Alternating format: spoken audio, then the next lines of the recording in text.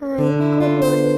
আমার এখন স্নান হয়ে গেছে, এখন খাবো। আর আজকে বানিয়েছিলাম ডিমের ঝোল। আজকে অনেক ঠান্ডা, তাই আজকে সুইচ একটা টি শার্ট পরলাম, মানে বাইরে বেরোবো বলে পরলাম, তাহলে পরতাম না।